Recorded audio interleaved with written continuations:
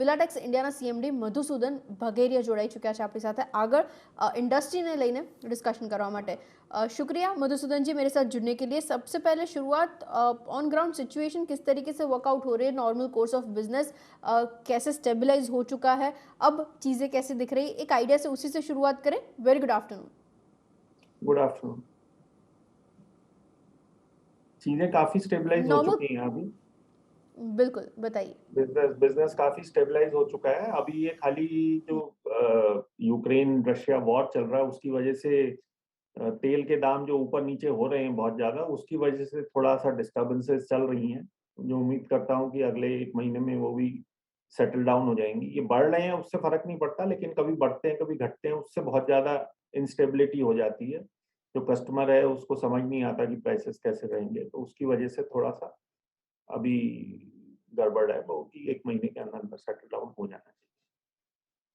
Okay, agreed. अच्छा, recent development के बारे में बातचीत करते हैं। आपने जो बायबैक का अनाउंसमेंट किया है, तकरीबन 59.50 करोड़ के शेयर्स बायबैक होंगे, इसकी वजह से पहले तो कंग्रेचुलेशंस, आप जो शेयर होल्डर्स को रिवॉर्ड कर रहे हैं। कैसा इम्पैक्ट ओवरऑल फाइनेंशियल्स के ऊपर होगा, कैश कितना यहाँ से आउटफ्लो होते हुए देख पाएंगे हम लोग, इसके ऊपर एक आइडिया अगर आप मेरे साथ शेयर कर पाएँ। Thank you. इसके अंदर हमारा cash outflow overall after tax around 73 crore का होएगा। बट अभी हमारा पिछले साल अभी करंट ईयर में अच्छे कैश फ्लोज रहे हैं, इसीलिए हमने ये सोचा है कि शेयर होल्डर्स को रिवॉर्ड किया जाए। और हमने इस साल 200 करोड़ रुपए का डेट भी चुकाया है। उसके बावजूद भी हमारे पास काफी अच्छे कैश फ्लोज हैं, क्योंकि अभी कोई बहुत बड़ा कैपेक्स प्लान नहीं है अगले 1 साल में हमारा। इस वजह से हमने ये सोचा है कि किया जाए। और हमारी इक्विटी काफी कम हुई, मतलब बहुत ज्यादा फर्क नहीं पड़ेगा। Totally it is less than 2% जो कि बायबैक कर रहे हैं। Okay, agreed sir. अच्छा, इसके अलावा एक चीज़ और मैं समझना चाह रही थी, डेट की सिचुएशन जो अभी के लिए है, नेक्स्ट 1 to 2 ईयर्स में सर्विस डाउन करने के लिए आप कुछ सोच रहे हैं, इसके ऊपर आपकी एक कमेंट अगर आप मुझे बता पाएँ। हमने इस साल भी काफी डेट कम किया है। पिछले साल हमारा हम्म, तकरीबन 575 करोड़ का टोटल डेट था। इस साल वी विल क्लोज अराउंड 375। और मुझे लगता है कि अगले साल हम इसको और उससे तकरीबन आधा कर देंगे। ओके, बिल्कुल अग्रीड सर। अच्छा, इन टर्म्स ऑफ वॉल्यूम और वैल्यू ग्रोथ इस क्वार्टर के लिए किस तरीके से टारगेट लेकर आप चल रहे हैं, क्योंकि ये साल ऑलरेडी हम लोग क्लोज करने के कगार पर हैं। कैसा रहा था ये पूरा साल, क्योंकि आप बता भी रहे हैं कि सिचुएशन थोड़ी और स्टेबलाइज हो रही है कुछ चीज़ों को छोड़कर। एक आइडिया इसके ऊपर अगर आप मुझे दे पाएँ। ये साल काफी अच्छा रहा है, one of the best years for the company. और आगे भी उम्मीद करता हूँ कि टेक्सटाइल इंडस्ट्री और पॉलिएस्टर इंडस्ट्री जिसमें हम हैं, वो अगले कुछ सालों तक बहुत अच्छा करेगी। तो अभी चाइना से लोगों का रुझान दूसरी तरफ जा रहा है। उसके अंदर इंडिया ही सबसे सेकंड लार्जेस्ट प्रोड्यूसर है पॉलिएस्टर का और टेक्सटाइल्स का। और गवर्नमेंट ने भी ये जो स्कीम पीएलआई स्कीम लाई है, उसमें भी मैनमेड फैब्रिक्स और गारमेंट्स को बहुत ज़्यादा बेनिफिट्स दिए हैं। तो डाउनस्ट्रीम में हमारी आगे जाके बहुत अच्छी डिमांड आने वाली है जब उनके प्लांट्स लग जाएंगे, जो कि 1 से 2 साल के अंदर हो। तो आगे फ्यूचर बहुत अच्छा दिखता है इसके अंदर। और टॉप लाइन हमारी इस साल काफी अच्छी रहेगी। I think we should do something around 3700 crore के आसपास करेंगे।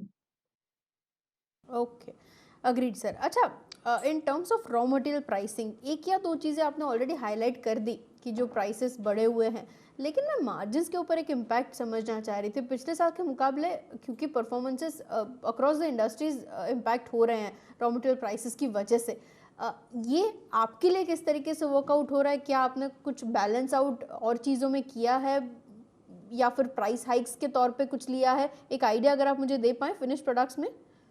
फिनिश प्रोडक्ट्स में हमारा raw material prices mostly pass on होता है। ये खाली अभी 15-20 दिन से प्रॉब्लम चल रही हैं, बिकॉज लोगों को पक्का नहीं है कि ये प्राइसेस रहेंगे, कभी लगता है कि डाउन चले जाएंगे, इसलिए थोड़ा पास ऑन करने में दिक्कत आ रही है।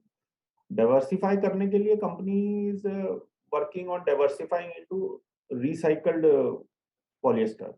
तो हम लोग अपना खुद डेवलप कर रहे हैं technology to make recycle polyester, जो कि हमारा एक छोटा प्लांट है जो अप्रैल एंड में चालू हो जाएगा। और उस वो कैसा परफॉर्म करता है उसके बाद हम एक बड़ा कमर्शियल प्लांट लगाएंगे। ओके, और एक्सपोर्ट मार्केट वो कैसे वर्कआउट हो रहा है? आपके तकरीबन 11 टू 12% रेवेन्यूज़ एक्सपोर्ट्स में से भी आते हैं। वहाँ पे क्योंकि सिचुएशन ये जियोपॉलिटिकल टेंशन्स की वजह से थोड़ी वेरिएंट हो रही है, कोविड केसेस कई-कई जगहों पे बढ़ता हुआ दिख रहा है। इसका इम्पैक्ट कुछ हुआ है क्या? यस, एक्सपोर्ट मार्केट भी थोड़ा डाउन है पिछले 1.5-2 महीनों से। एक तो जो आप बता रहे हैं कोविड केसेस का भी है और वॉर का भी इम्पैक्ट है, तो उसकी वजह से एक्सपोर्ट मार्केट में अभी काफ़ी इंस्टेबिलिटी चल रही है।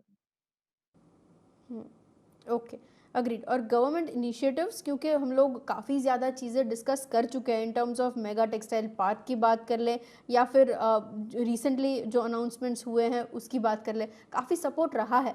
ये पूरे इंडस्ट्री को थ्रस्ट देने के लिए नेक्स्ट 1 टू 2 इयर्स कैसे वर्कआउट होते हुए आप देख रहे हैं? इंडस्ट्री साइज़ में किस तरीके से चेंजेस आ सकते हैं? क्योंकि आपने 2 या 3 चीज़ें बोली, उसमें प्रोडक्ट कैटेगरी भी यहाँ से बढ़ती हुई देखेंगे हम लोग, स्पेसिफिकली आपके लिए। ये पूरा ट्रांसलेशन कैसे देख पाएँगे हम लोग? इसके ऊपर आपकी एक कमेंट?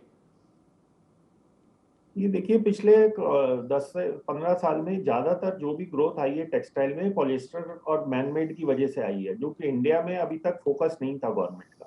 अब गवर्नमेंट इस पे फोकस कर रही है बिकॉज़ अगर टेक्सटाइल ग्रो करना है तो मैन मेड ही ग्रो करना पड़ेगा। कॉटन की तो क्रॉप भी कम हो रही है और कॉटन की एक लिमिटेशन है। तो जो कि चाइना वगैरह जो भी ग्रो किए हैं वो पॉलिएस्टर और मैन मेड के ऊपर किए हैं।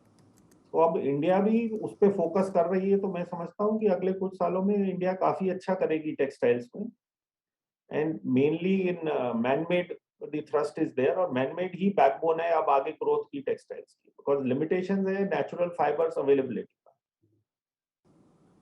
Okay, agreed sir. अच्छा, और lastly in terms of power, क्या वहाँ से कुछ रीस्टार्ट होने की उम्मीद की जा रही है? कोल प्राइसेस अब थोड़े बहुत तो आई डोंट नो, आप चीज़ें मुझे थोड़ी बेटर पैरामीटर्स पे बता पाएँगे? शायद मैं समझ रही हूँ थोड़ा कूल ऑफ होने की कोशिश तो हो रही है।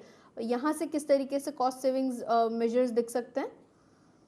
कूल ऑफ हो रहा है बट अभी तक उस लेवल पे नहीं आया है, अभी भी काफ़ी महँगा है। जो कोयला पहले जो इंपोर्ट में $60 का था, आज के दिन आज भी रफली $150 तक आया है, बीच में 170 चला गया था। मेबी अगले 2-3 महीनों में अगर स्टेबिलिटी आती है and it comes below $100 then हम लोग अपना पावर प्लांट भी स्टार्ट कर सकते हैं। ओके। और lastly in terms of capacities, क्या कैपेसिटीज़ पे हम लोग ऑलरेडी अभी ऑपरेट कर रहे हैं, बाकी जो प्लांट्स की बात कर रहे हैं वहाँ पे? हमारे प्लांट से यार्न प्रोडक्शन में ऑलमोस्ट 100% कैपेसिटी पे चल रहे हैं। जो हम थोड़ा चिप्स हुँ। बनाते हैं वो हमारा कम पे चलता है बिकॉज़ उसमें मार्जिन्स भी कम है और उसकी अभी डिमांड भी कम है। और आगे भी हमने अभी कुछ पिछले साल कैपेक्स प्लान किया था, तो हमारा जून के बाद थोड़ा-सा प्रोडक्शन कैपेसिटी बढ़ेगी ऑलमोस्ट लाइक 12 टू 15%। तो जो जून के बाद जुलाई से ऑपरेशनल हो जाएगी। ओके, तो मतलब एफवाई 23 में पूरा कैपेक्स किस तरीके से वर्कआउट होगा? एक मुझे आइडिया अगर आप दे पाएँ? एफआई 23 में मेन तो अभी जो हम 12 से 15% पीओवाई कैपेसिटी बढ़ा रहे हैं, उसके अंदर हमारा 150 करोड़ का कैपेक्स है। वो उसका मेजर पोर्शन तो हो चुका है, maybe another 60-70 crore will be spent in the अगले साल में। और बाकी एक कैपेक्स जो हम रिसाइकल प्रोजेक्ट को टेक अप करेंगे, तो उसका आएगा। तो overall capex I think FY 23 में हमारा 150 से 150 से पौने 200 करोड़ के आसपास का रहेगा।